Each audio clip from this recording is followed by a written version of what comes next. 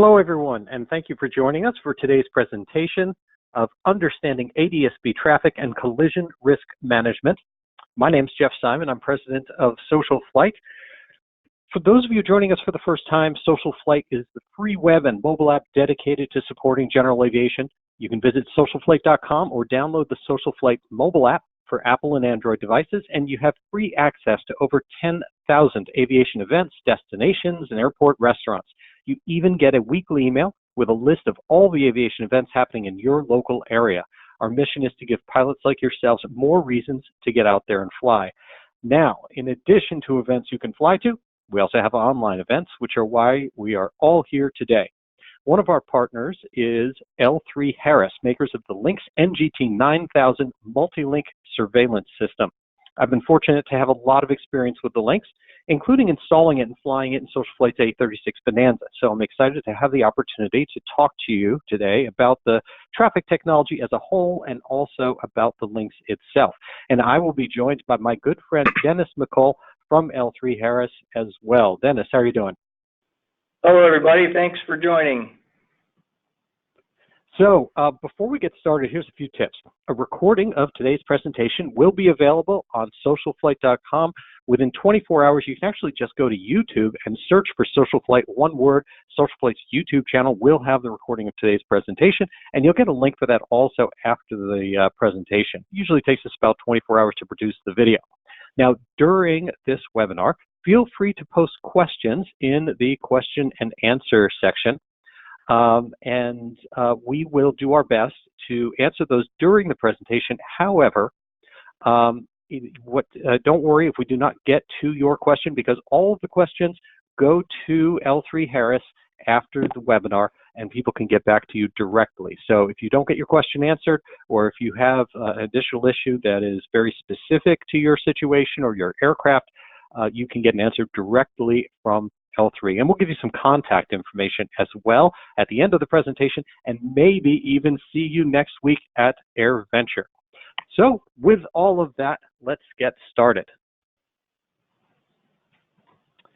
So today we're going to talk about, obviously, ADS-B traffic and also active traffic, and we're going to talk about a few different things. We're going to cover display versatility, we're going to talk about risks and symbology, help you learn more about how to actually interpret and take action based on the information that you have with any traffic system at all, and then also things that are specific to the Lynx, including situational awareness, terrain options, interoperability, things like that. And then I think Dennis has some really good information about Lynx and promotions and things like that that are also coming up. Let's start with a look at a typical or a really, a good example of an installation, and that's the one that we have in SocialFlight's A36 Bonanza.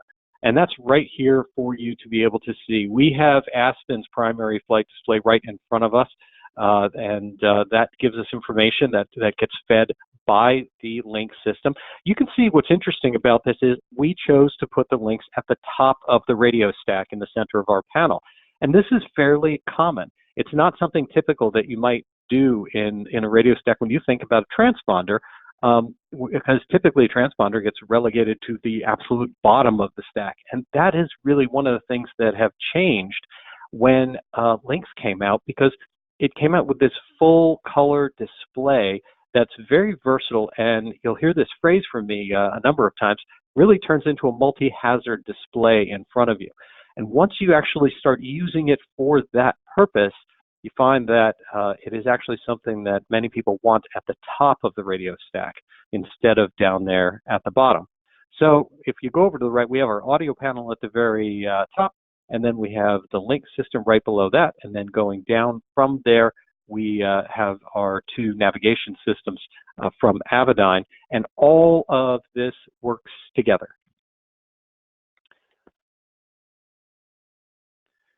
Now, when we think about ADS-B and traffic, there are risks associated with it. ADS-B is an enormous advance in collision risk management and traffic technology. It really, really is a fantastic thing at a much lower cost than the older systems used to be available to anyone. But it doesn't mean that it's without risks. And there are risks associated. One of them is the interpretation of data. understanding what's being presented, what's not being presented to you, so you know what to look for inside and what to look for outside of there as well. The other thing is you may already be aware that there are two different frequencies, two different types of ADS-B systems out there. There is UAT, or 978 is the frequency that it's on. That's something that's only used here in the United States. It allows you to also get weather information, etc. But that's a frequency that some systems transmit their traffic on. And then there's 1090, which is the more common worldwide standard for ADS-B. It's required over 18,000 feet. It's required in some other countries, and that's being phased in internationally. And since they're on two different frequencies, it is very, very important that you have a system that can listen on both of those frequencies. We'll talk about the technology that the FAA has to be able to translate between those frequencies and make it so that you can see traffic, but there are risks if you're out of range. And so it does matter that you have a system that that you know what is it transmitting on, and does it listen to both. The other thing is non-ADS-B traffic. We're not yet at the mandate, but we're approaching it soon. And from the numbers that we see out there, not only do we have a crossover range now of non-ADS-B traffic that's out there that won't be represented, but if you're out of range, but we also can expect that there will be latecomers to the table when it comes to compliance. And then even after 2020 is here, there are exemptions for certain airspaces and certain types of aircraft. And so, it doesn't cover everything. So there are risks to being heads down and only trusting what's on your display with ADS-B unless you understand all of the factors involved. The other thing, and I mentioned this a little bit earlier, has to do with ground station range. So ADS-B is both air-to-air and air-to-ground, and getting things like non-ADS-B traffic does matter for being in range of a ground station. You'll hear a term that I may use later on in the presentation. A ground station, or a ground-based transmitter, is sometimes called a GBT, and that's something we hear in kind of the avionics world. You hear GBTs, and if you're out of range of a GBT, then you are only going to get air-to-air or aircraft-to-aircraft ADS-B. Then the last one is pilot data overload. I mentioned that I really like using this as a dedicated hazard display, and one of those reasons has to do with pilot data overload.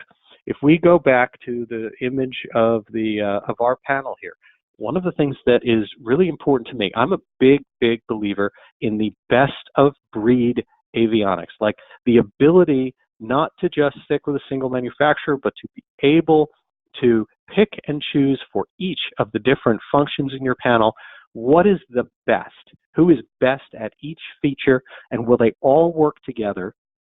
And then when you do that, giving yourself the ability to segment what information is being presented to you. Having the ability to segment that display is just as important as having the ability to merge all the data together. For years, if we go back in time and look at the avionics world 10, 15 years ago, all of this was talking about integration, sensor integration on a single display. The idea that on one display you would have everything available to you. Well, one of the downsides that we learned over time is that having all of that in one place can give you data overload and can be hard to do. If you are trying to navigate an approach and we're putting your weather over that and your traffic over that and your terrain over that, that's a lot on one display to process. And so it is something that I think is really important to be able to do some segmentation.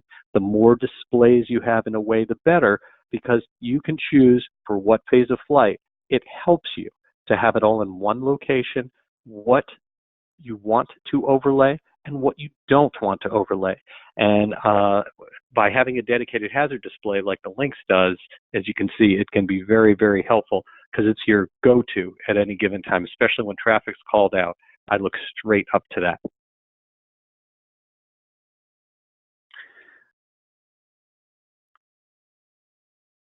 Okay, let's move to the next slide here. Sorry, there was a little delay there.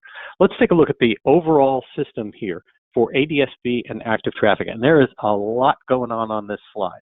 And that's why, of course, we're going to have a recording so you can take a look at this. But this is the world within North America, within the United States right now, of traffic control. These are all the different players you have. If we look at ourselves and we consider an aircraft equipped with Lynx right there at the center, that Cessna, we've got a few different things. First of all, we have ADS-B to ADS-B, aircraft to aircraft ADS-B communications.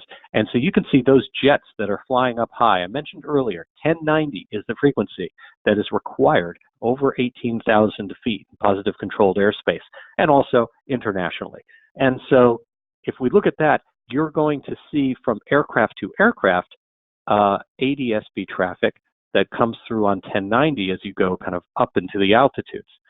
Now, in addition to that, if you start looking at the other types of aircraft, let's actually look from the bottom up. One of the things that you get is, and in this particular case, we're looking at an aircraft that's equipped with Lynx with active traffic. You have the ability yourself of, first of all, if you're within the range of a GBT, of being able to get data from a ground station that has been processed by the FAA, by air traffic control, through a control station. What happens is primary radar will go out there and look, put it all together, and send you that information back up. We'll give you some more information about that as well as we talk about active traffic. But when we look at this complete system here, we have ADS-B on both 978 that you can go aircraft to aircraft. If you look down at the lower right of the screen, that's ADS-B to ADS-B on frequency 978 UAT. That's happening with that aircraft. You're seeing it if you're out, even if that aircraft's out of range of a ground station. And then in the lower left, if there's an aircraft that doesn't have ADS-B, maybe mode A or mode C or something like that, that actually can go in through and come up to you with what's known as TIS-B, or Traffic Information System B, and that comes up to you as well. So we're not talking here about weather, we're talking here in this part about traffic, and then you can see those different alerts as examples on the right-hand side of your screen on what's displayed. Again, we'll go into what all those different things mean. And so with that, let's actually take a look at what those different things mean. Symbology isn't something that gets talked about in a lot of the presentations that I've actually seen, and it's important. I mean, it's going to be in your pilot information manual, your user guide, but a lot of times when we get to avionics, we read that, but we don't always see all the details or retain all the details. It's really, really important to understand what the symbology is. The FAA has gone in the ADS-B standard, in the technical standard order, the TSO, and defined certain standards for how traffic should be displayed. And those standards are then interpreted by the avionics companies, and they put their own additional features on them to give you the resulting product and display. And so this information is directly out of the Lynx manual. And what it basically says is if you want to interpret data here, then the first thing is in the upper left, what we really want to look at, which is proximity, which is actual traffic advisories, TAs, traffic advisories, whether they come from directly from active traffic or from their active traffic alerting system, their ATAS system that L3 Harris has. If you are seeing a circle, a yellow circle that has in it that chevron of an active traffic, that's your priority. That is your wake-up call that there is a very imminent threat traffic-wise to the aircraft. And so you can see that in the lower left, you can see that symbol, that's what you want to know. It's going to have the altitude and it's going to have the vector line that comes out of it as well. The next level of threat is something called a proximity advisory, or PA. Now that is when you have a solid chevron, and that means that it is within a certain range to be considered like something that could turn into a threat that is within proximity, but it's no longer there. And then you have the hollow ones, which are other trafficked threats, and those are not considered to be threats. Those are advisory nature only out there. So those top three items on the left that are chevrons are very important. And of course, it also matters. It could be a helicopter hovering or something else that's not moving. You see just a circle, then that's something that we have no directional information on at all. We know its position, and that's very important because that could also be, if it's directly in your path or in a path you're going to turn into, that's also something that's very, very important. Now, if you have active traffic, or if you are within range of a ground station that is sending you data on a non-ADS-B compliant aircraft, you will see a diamond symbol. And the diamond symbol kind of comes from the active traffic days before you had ADS-B available. And so when you think about an ADS-B aircraft, one of the nice things about that is every aircraft is sending out a lot of data about what it's doing. It's saying what aircraft it is, what speed it's going, what its turn vector is, what its altitude is, what its climb perspective is, if it's actually climbing or descending. A lot of information is built in to all of the data that's coming out on the ADS-B data feed. And that's what gives us all this information. When we see a diamond on the screen, that means we don't have that. We only have the information that comes out of a standard transponder. And that means that if it's a Mode C transponder, we know its altitude, and you can get interpretation from looking at the track of it to know if it's climbing or descending, and that's the arrow up or the arrow down. But the aircraft itself isn't telling you that. And so we have that information. And again, a solid one, it's a proximity advisory, and a hollow one we don't have. It's just other traffic in order to know that. Now, one of the other cool things, we move to the upper right section here, we have a whole bunch of things here that are in different systems, pick them as either orange or brown. And you didn't used to see a lot of this, but I'm seeing more and more of it. And that is ADS-B, when you look at the whole map of where it is, where it's supposed to go, what the plan is for ADS-B, it's quite remarkable. We think about it just with aircraft, but the reality is it's for ships, it's for ground vehicles, it's for towers, it's for all sorts of things, that there are inexpensive transmitters so that you can have all this information available to you. If there's a crane operating, they can put an ADS-B transponder on the top, and it will have a symbol for it. I'm seeing more and more ground vehicles that you hear on ground control when someone asks permission to go over the runway, or there's maintenance happening and someone advises you maintenance vehicles on the runway, you can see it. And that is very, very cool. I've seen ships, I've seen ground vehicles. It is really becoming something that's getting more and more feature rich as we move on. And then in those last two items do show you the data tags that go along with it that have to do with what's the altitude. It's 100 feet below me, and then we see no information about what's happening. Is it climbing? It seems to be level, or the one below that actually tells you that the aircraft is 800 feet below you and descending. So very important information about what's happening trend-wise there. Now, there's something else on this display that's important and doesn't get a lot of attention.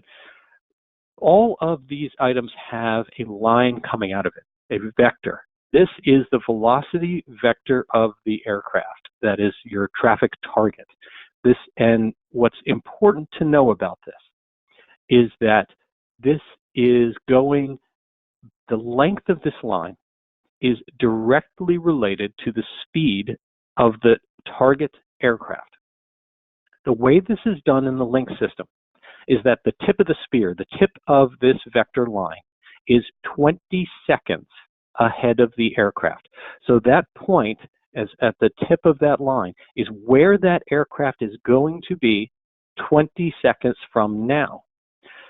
One of the reasons that is so important in understanding and planning for how to interpret your data is sometimes you can be focused on an aircraft that is very close to you, but is really not a threat, because you are going to pass long before it actually comes on an intercept course, because perhaps it has a very short vector line coming out of it.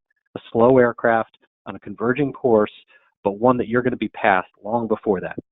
At the same time, you could very easily have someone just out of the 6-mile range and see a long vector path, because this could be a converging jet descending out that is cooking along at 250 knots or something like that on its own, or if you're much higher, then obviously over 300 or whatever the speed is, and your convergence rate could be dramatic. And even though it's far away, it could be a much, much more serious threat than something that is close to you on that. So very important to pay attention to those vector lines and understand them. And one of the things you can always do as well is you can tap on one of these on the Lynx. When you tap on it, a small information button will come up. You tap on that, and you can get information about what that actual target is. And that's important as well. I saw a note, by the way, that just came in from one of our attendees today that said that Lufthansa is using ADS-B on their cargo containers now. So that's a really interesting approach that's putting those ground controls directly in there, and that's important as well, because when you see more of those around, it helps you know, even moving around the ramp, where everything actually is. Not quite sure if it'll help me find my luggage next time they lose it, but other than that, I think we're good. So let's talk now about ATAS. ATAS is specific to the Lynx system. So this is a feature that you get on Lynx that is unique just to Lynx. It is their own visual and audio traffic advisory system, and I am a huge fan of this. What it does is it gives you audio alerting of intruder aircraft. It tells you where to look, and most importantly, it's a very, very intelligent algorithm that is showing you what is an actual threat. So you could be very close to an aircraft that is actually diverging from you, and you're not going to hear it. And whereas something like we talked about before, where like a jet is descending and it's still 12 miles away or whatever the distance is, but it's coming very, very fast, you can get an alert about. And so this is more and more when we have threat information in the cockpit. When you start getting more and more alerts about traffic alerts, you can become a little bit numb to it. And that's really important, because that's the last thing you want to do, is to become numb to alerts. We don't want to play, crying wolf here and stopping to do that. I actually had a different ADS-B system installed in the aircraft before I switched to the Lynx, and that is exactly what was starting to happen with that. You would get these alerts and the pattern above it, all sorts of stuff. And it really was getting to the point that you don't pay attention when it matters. The ATAS system actually looks at the trend and alerts you.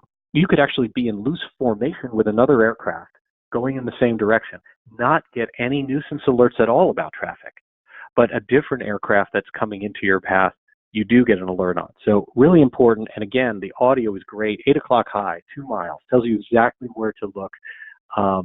It automatically puts it on your traffic page. You get that alert that we showed before. And the other thing that's really important about this is most systems out there do not report below 2,000 feet.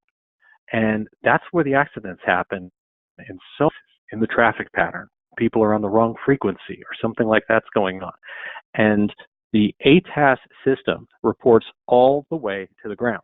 That is incredibly, incredibly important. I have found it very, very useful. Basically, I don't hear much out of it, and when it talks, I listen.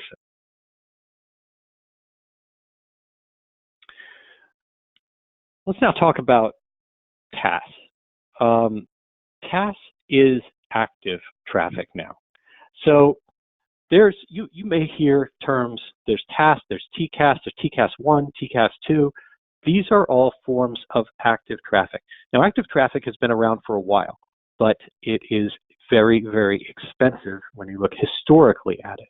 And the way that that you kind of think about it, we won't go into all the details right now, but essentially, TAS, T-A-S, TAS is the L3 Harris's Lynx system for active traffic that will advise you about it, whereas TCAS, That is on airliners, jets, large aircraft. TCAS systems, especially, I'm not sure the exact levels, as you go up into different levels, give you something else that's called a resolution advisory. And that means for TAS that you can get on the L3 Harris Lynx system, it'll advise you about it, whereas a TCAS-equipped aircraft will advise you and give you direct instructions on what to do, which way to turn.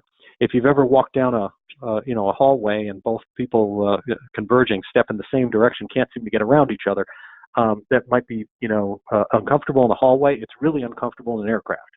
And so with jets, we avoid that through TCAS systems and automated rules that keep that from happening. Now, TAS gives you all the benefits of that, except for that resolution instruction of what to actually do. It's so important because you see all the other aircraft. And it's not something that is an either or when it comes to ADS-B. It is really something that complements it.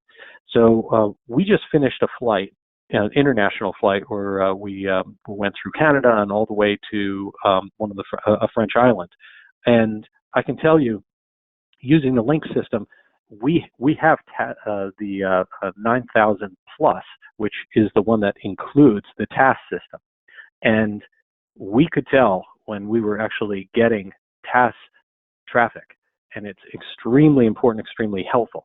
If you are out of range of a ground station, then the only thing that you can do is have an active traffic system, which actually goes and interrogates another aircraft the same way the ground station does. So when we think about, you're probably all learned, right? When you're learning how to fly, you look down at the transponder, you see that little blink, that little light that would like blink every time it got hit by a radar station, kind of pinged. We call that pinging, call it getting interrogated. And that, instead of just coming from a ground station with a active traffic system, you're actually interrogating other craft around you and asking for that response directly from them with their standard traffic system, their older transponder, and using a directional antenna to actually see where they are and then read their mode C or mode S and find out what altitude they're at and really be able to know without any other help and without ADS-B where this traffic is. And the Lynx system blends both of these together, and you may be surprised at how many areas don't have the ADS-B coverage you might think. And so that's pretty important to know. And this kind of goes into the different sides of it. I'll leave this to this slide to be able to review if you want to look at on the video, and you can look a little closer. But ATAS traffic alerting has different ranges, different distances. It's really predictive on the crossover, and it is very precise based on ADS-B position, whereas the TAS traffic alerting, that gives you all those non-compliant aircraft, very, very important, and presents them in the older method because we don't have the ADS-B data on those. We're getting them, it's a redundant way of being able to hit it if you don't have the information that's out there. And one of the ways that I think about this is, you know, if you're looking to pull out onto a road and you're able to see all the cars that come by except for maybe red cars, then it's not very helpful. You get a false sense of security on thinking that there's nothing else out there. And that's what happens if you are low in an aircraft pattern, out of range of a ground-based transmitter, or in another country or anywhere where you're dealing with non-compliant aircraft, or one that's on another frequency. You're going to see it if you have a TAS system. So that's a lot of kind of information quickly on those systems, and we can certainly answer more information directly on it. But again, I've had quite a bit of experience doing this. I've also had experience installing the L3 Harris Lynx system, and I'll tell you, it is a very straightforward installation. As an AMP-IA, I did the installation myself, very, very straightforward. One of the things that's nice about it is that so much of it is very expandable just based on software upgrades or things like that. I mean, the first installation that we did not have active traffic. Then we added simply the antenna for the directional antenna above, and were able to unlock active traffic because it was built into the system. The same is true when you add an antenna and want diversity, which is going to be required in Canada.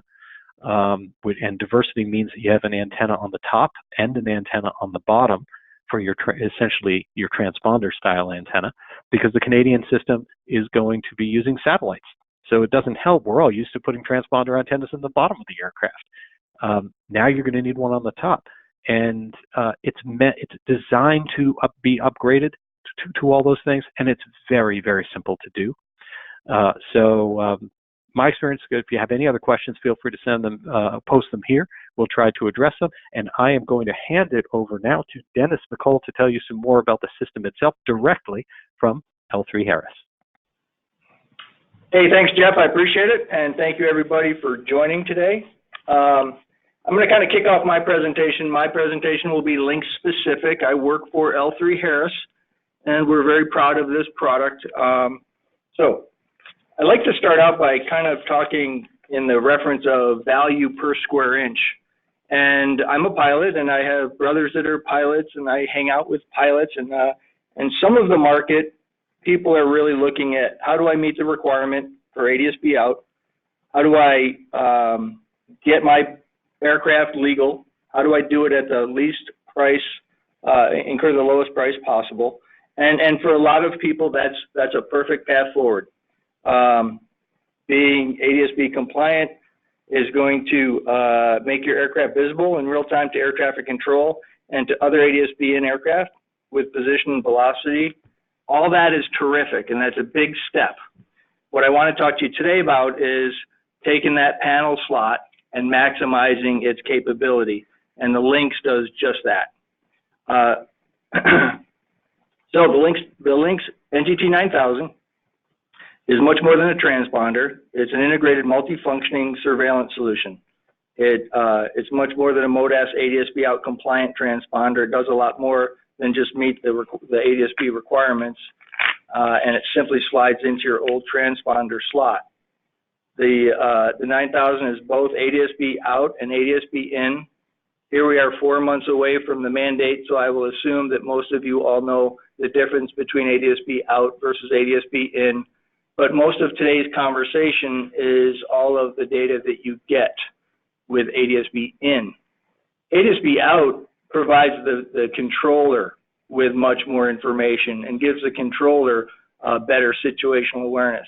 ADS-B in brings that same data into the cockpit and allows you to see all of these applications and tools and increase your situational awareness. Some of the tools that you get free from the FAA are the FISB and TISB products.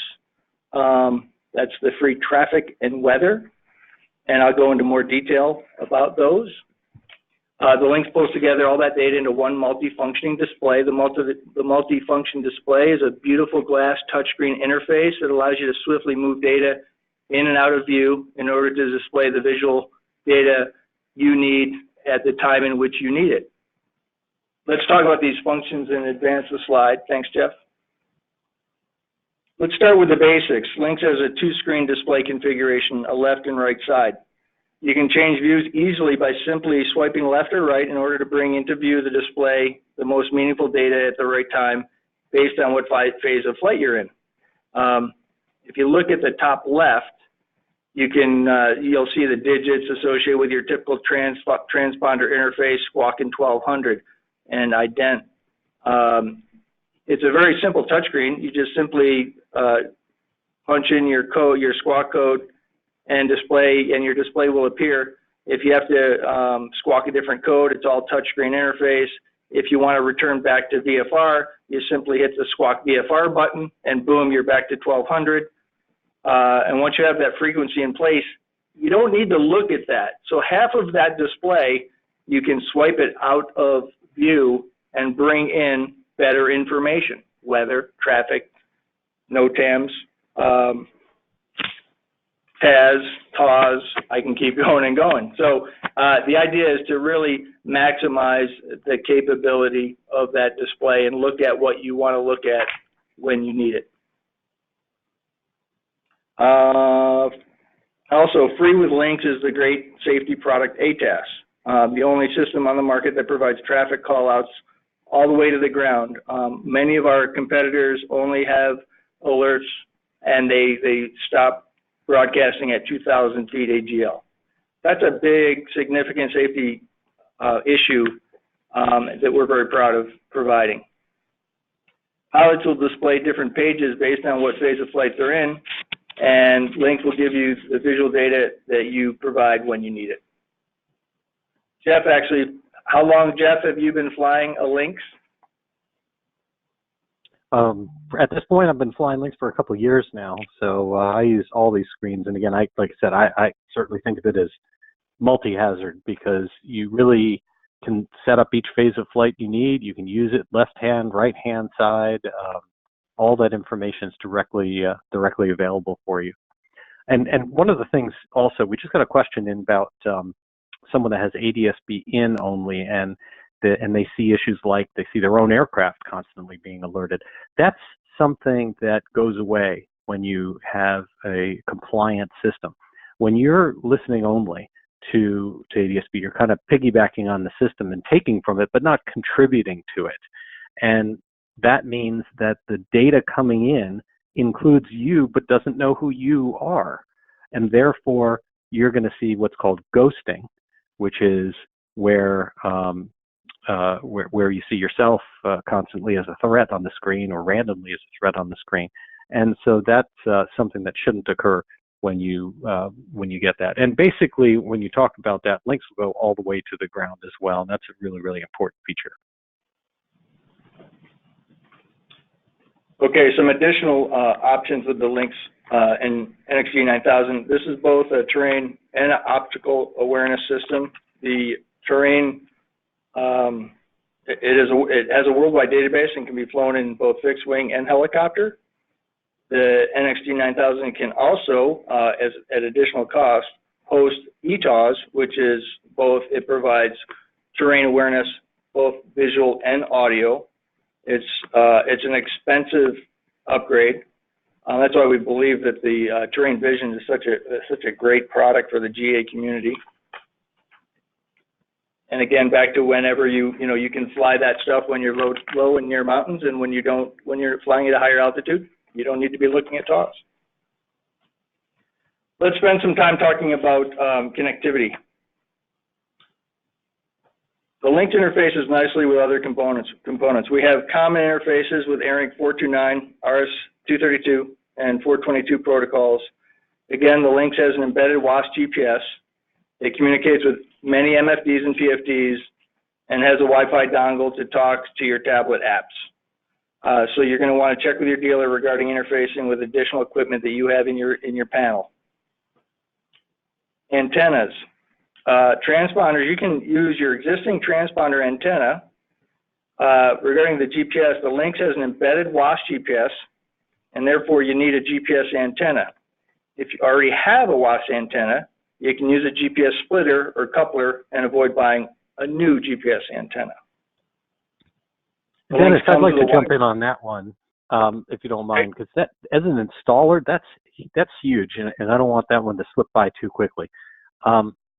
One of the things that drives up the cost of any installation is antennas, not just the cost of the antenna. It's pulling out the headliner. It's putting in a doubler plate and supporting structure and everything that goes with proper installation of an antenna. I was really impressed with the fact that part of the installation that got certified, when the Lynx got certified through the FAA, specifically allows you to take an existing WAAS GPS antenna that you may already have and split it using these designated splitters. They name the exact parts that you can go out and get in the STC and the installation materials. And you don't have to deal with the exterior side of the aircraft. That may sound small, but to an installer and to a customer going to an avionics shop and looking to keep the costs down, that's huge. That is thousands of dollars of work. So that's one I want people to know about. Yeah, thanks for adding that, Jeff. You know, our unit price is certainly more expensive than your lowest cost offering to meet the mandate, but you know, you might save that all back on your installation. The Lynx comes with a Wi-Fi dongle. It's a tiny little thing that allows you to interface with tablet apps like ForeFlight, WingX, Flight Plan. We got a few others mentioned here. However, we do not display on the Garmin Pilot due to restrictions from Garmin. And to Jeff's point, the installer can actually permanently install that dongle a little bit out of view, and then you can just jump in your aircraft with your tablet or your iPad, and you've got your additional display capability. Some other issues that you want to think about that might impact your buying decision. The Lynx is a dual band 1090, 978 transponder. You heard Jeff talk a lot about those two different frequencies. Ours is a dual solution. You may want to make sure that you have both. You want the free services provided by the FAA, which come to you on 978. That's of high value. But you also want to have the 1090 because you might leave the U.S. if you go on vacation or you fly above 18,000 feet in Class A airspace. You're going to want to have 1090. So if you're looking at products that are simply UAT only, I would have some reservations about purchasing that unit because it will limit where you can fly. Another issue that's going to become more and more important as we progress, diversity. It's not needed in the U.S., it is required in Europe. In the U.S., we have ADS-B-R for rebroadcast, and your signal gets rebroadcasted and sent back up to a satellite and then down to your aircraft. So diversity adds value. In Europe, you are required to have a top antenna, and the Lynx is configured for diversity. So you are good to go. I'm looking at some other notes here. We can go to the next slide, Jeff.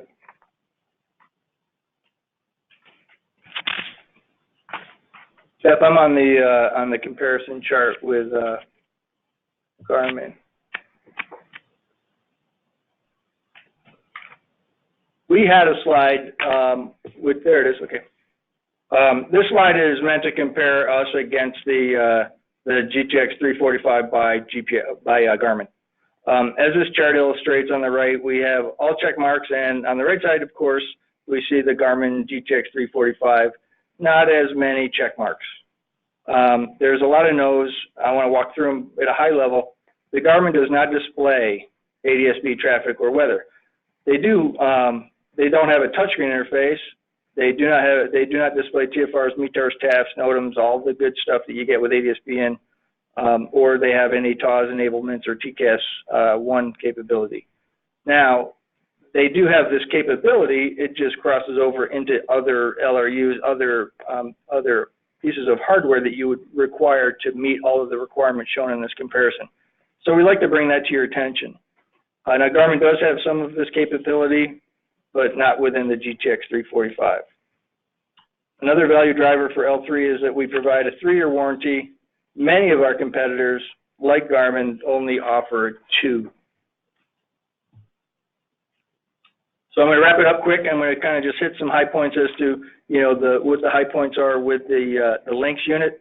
It's ADS-B out compliant. Mode-S transponder meets all of your ADS-B requirements. It's got a beautiful glass interface. You get access to free weather and traffic, which are the FAA products, FSB and TSB.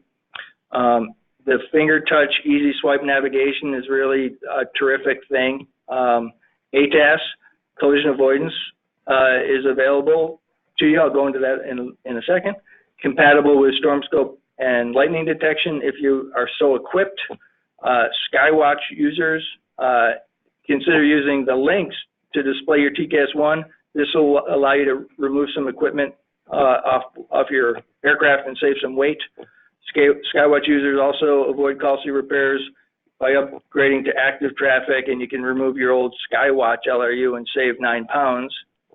And then lastly, the last 2, upgradable to terrain vision or TAWS. Those are great enablements to have at your fingertips. and then TCAS 1 upgrade to active traffic with the Lynx unit. Having said that, we have a very, very special offer for you. For attending today's webinar, everybody's eligible for a free terrain vision enablement.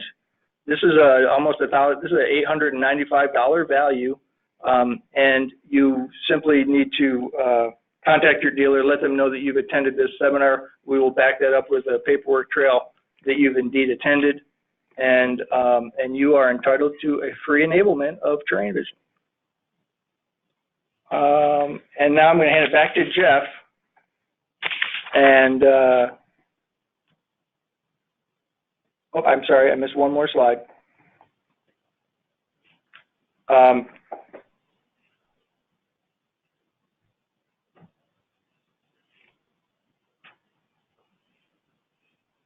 Okay, I'm sorry. So the promotion runs until December 31st. We changed that date because of Oshkosh. And the last slide, come visit us at Oshkosh. We will be there. We have two OEMs that we've partnered to broaden our ability to sell as quickly and aggressively as we can to the entire dealer network.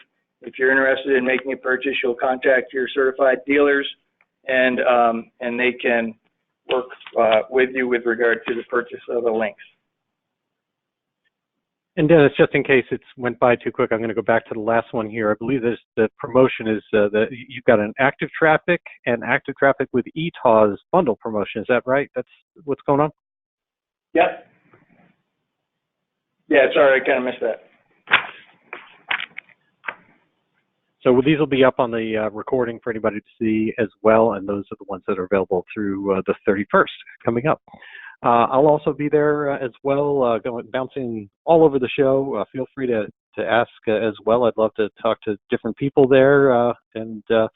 Again, thank you so much to L3 Harris, to Dennis for joining us today, for everything, and for all of you for taking the time out of your busy day to come and do this. Hopefully you learned a little something about ADS-B traffic and collision risk management.